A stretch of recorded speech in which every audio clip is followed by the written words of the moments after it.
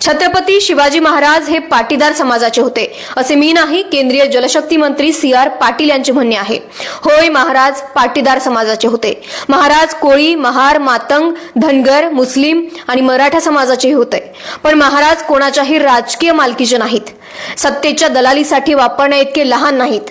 निवडणुका आल्या की सत्तेपुरत्या महापुरुषांच्या नावाचा वापर, निवडणुकीपुरते फोटो, जयंतीपुरते हार आणि भाषणापुरते संदर्भ, इतकंच या नेत्यांचा महापुरुषांविषयीचा अभ्यास आहे, ज्ञान आहे आणि इतकीच त्यांच्या बुद्धीची सीमा आहे। अट्टल गुन्हेगारांना उमेदवारी देणारे हे ढोंगी राजकीय पक्ष आपली विचारधारा, आपले राजकीय मतभेद विसरून सर्वजण सत्तेसाठी एकाच थाळीत जेवायला बसलेत।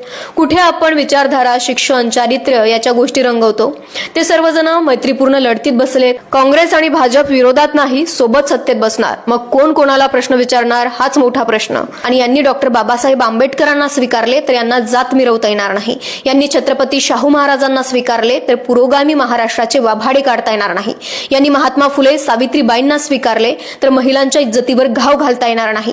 आणि खरंच जर यांनी छत्रपती शिवाजी महाराजांना स्वीकारले तर सत्ता टिकवण्यासाठी जाती धर्माची विषारी खेळी खेळता येणार नाही।